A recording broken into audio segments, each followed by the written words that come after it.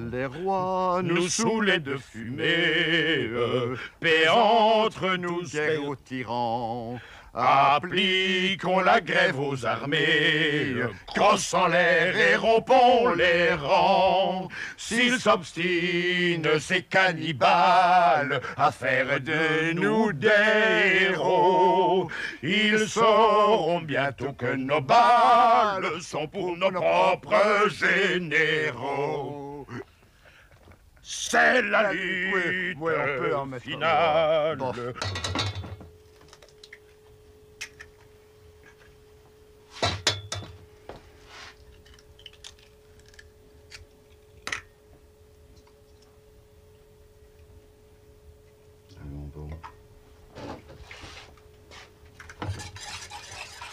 Et on fait les choses bien pour ne pas devoir les recommencer. Il y a des gens autour de moi pour qui de temps en temps j'accomplis quelques besognes, vous le diront. Je suis parfois d'une efficacité redoutable. C'est sans doute un effet de la paresse.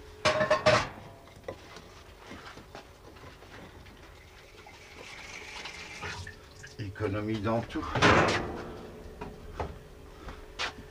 Pour vivre bien, il faut quel budget à peu près par mois? En mettant tout ensemble, disons, voilà, avec une base de 11 000 francs et quelques petits travaux sympathiques chez des gens qui m'aiment et que j'aime et qui me reçoivent gentiment, ça devrait faire 15 ou 16 ou 17 000 francs. Quand on veut vraiment un gros supplément, une paire de chaussures ou une chose importante, on s'active pour ce qu'il faut. Il faut attendre 5 minutes pour le four.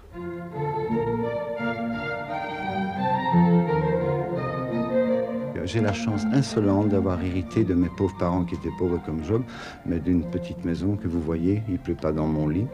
Je souhaite ça à tous les enfants du monde. Je n'ai jamais aimé l'argent, je n'ai jamais souhaité, je ne souhaite pas en avoir. C'est un peu répugnant. Moi, je dis en rigolant que j'ai poétisé le sordide en parlant de mon intérieur. Non, ce n'est pas la misère, je pense que c'est le luxe, la lumière.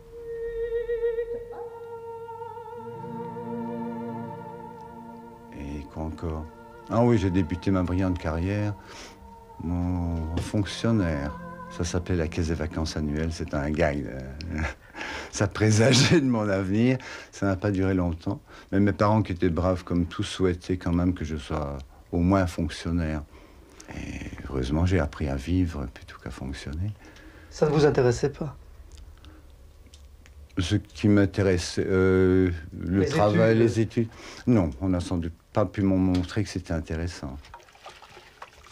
Voilà. J'ai fait un milliard de petites choses, bien sûr, en ne faisant rien.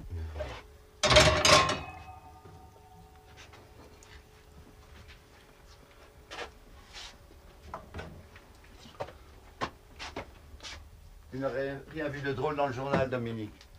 La surpopulation des prisons, mon Dieu. Ouais.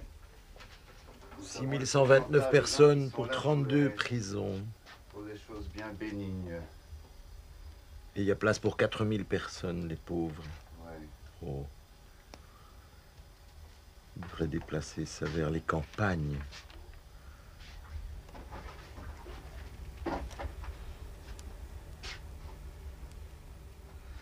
Dans le journal, vous ne lisez pas les offres d'emploi? Non, les offres d'emploi, de toute façon, un emploi n'est jamais offert. Moi, je viens de faire un curriculum vitae. Ça m'a pris 3 jours à peu près. Et encore, c'est un résumé de ma brillante carrière. Le travail n'a pas l'air de vous motiver exagérément.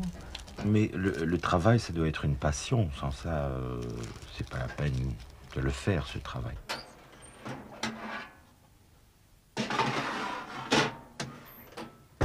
Ça grince un peu. Évidemment, tout ce qui vient des poubelles n'est pas parfait. Vous avez arrêté de travailler depuis quand?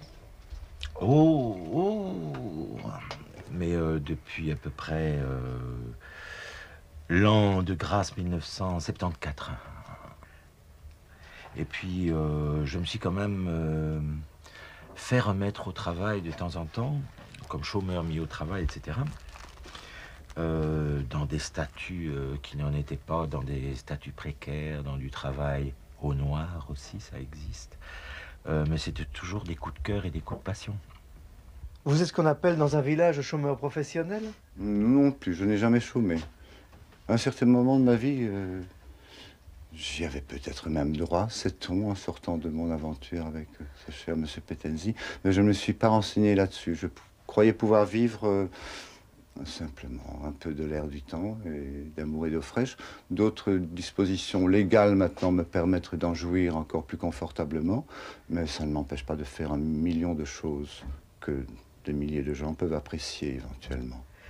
Ce refus de l'allocation de chômage, ça correspondait à quoi pour vous? À ce moment-là, c'était peut-être de l'orgueil. Il n'y a pas grand-chose cette semaine alors. Non, c'est pas fait? Ouais. Donne-moi un bout de cabillaud quand même. Oui. En morceau ou en filet? Un bout de filet. Oui. C'est tout? Ouais. Ça fera l'affaire. Voilà. Ben, la semaine prochaine. 187.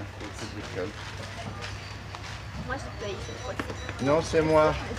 C'est moi, c'est moi, c'est moi, c'est moi, c'est moi, c'est moi. Ma gazette qu'il faut. Ah oui.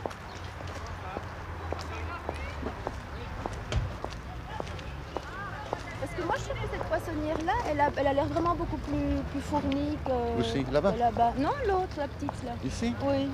Non? C'est pas mon avis. À part qu'elle a ses cheveux qui traînent sur le poisson.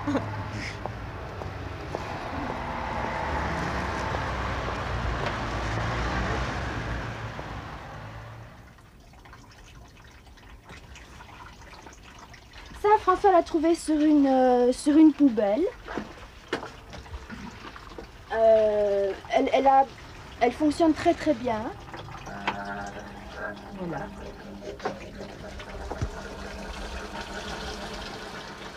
Et vous, vous avez travaillé jusqu'à peu? Moi, j'ai travaillé et je Travaillé dans le continue sens classique. toujours à travailler. Hein. Je tiens vraiment à... Je ne suis pas une fainéante. Un fainéant, c'est quelqu'un qui ne fait rien. Je suis une paresseuse, c'est-à-dire que j'essaie au plus possible d'éviter les gestes inutiles, d'éviter le travail mal fait pour devoir le recommencer plusieurs fois. Mais je travaille. Vous étiez prof de quoi? J'étais prof de français. Oui, salut. Viens. Bonjour. Ça va? Est-ce que je peux faire mes devoirs? Comme d'habitude. Qu'est-ce que tu as fait? La lecture. Lecture de quoi? C'est ton journal de classe, là? dictionnaire, page 84. La côte de France, éclairée par le soleil couchant, m'apparaît comme une main tendue pour m'accueillir. Et quand de bosser il eut l'âge pour la grande ville d'à côté, Dédé quitta son beau village, ça dura pas plus d'un été. Lui qui rêvait de gagner des briques, lui qui croyait se faire de l'osier. Après 3 mois dans une fabrique, il la traitait de vrai bousier. Avec ses chiens de contremaître et ses vendus du syndicat, l'avait raison, faut le reconnaître, Dédé réfléchit sur son cas.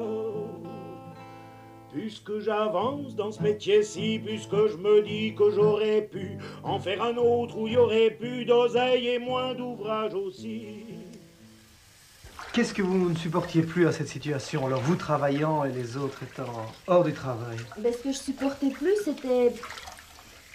D'abord, je vis avec un créateur. Et je ne participais plus à sa création. Ça, c'est une première chose. Et vivre avec un créateur, c'est pas tous les jours facile.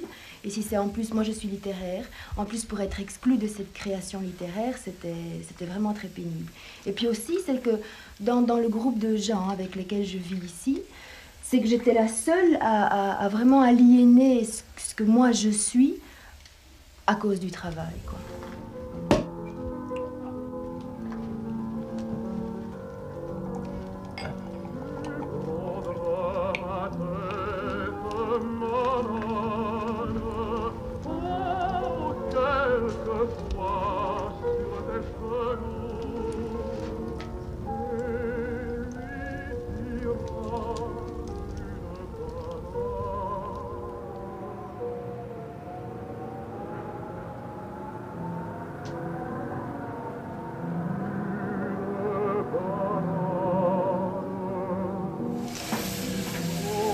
Parce que la paresse, c'est vraiment une éthique de vie. On mange des pissenlits quand c'est la saison des pissenlits et quand on peut en trouver dans son jardin.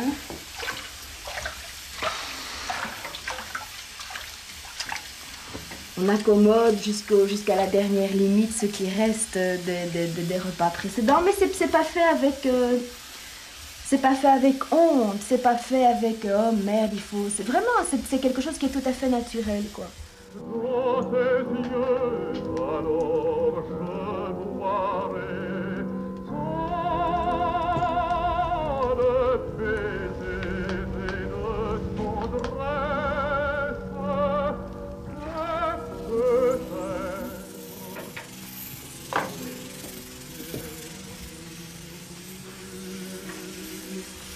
Le plus gros budget, c'est le budget boisson, parce qu'il faut toujours être...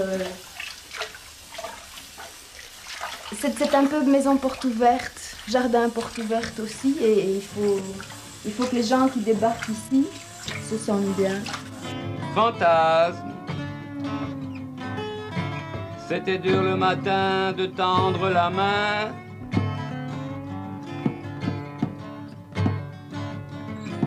Toujours un peu pâte blanche, le pain à gagner sur la planche, la mine enfarinée s'en va boulotter.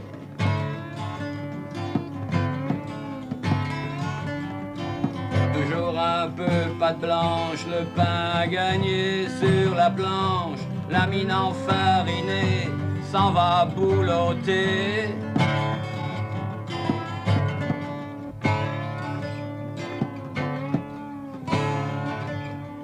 Fantasme, marasme, fantasme, marasme. Il y a une question qui vient à l'esprit de beaucoup de gens en nous rencontrant, en nous parlant, c'est « Et si tout le monde faisait comme vous ?» On peut se demander ce qui arrivera à la planète. Là, vraiment, je m'interroge follement. Qu'est-ce qui pourrait nous arriver si les gens agissaient d'une façon responsable ?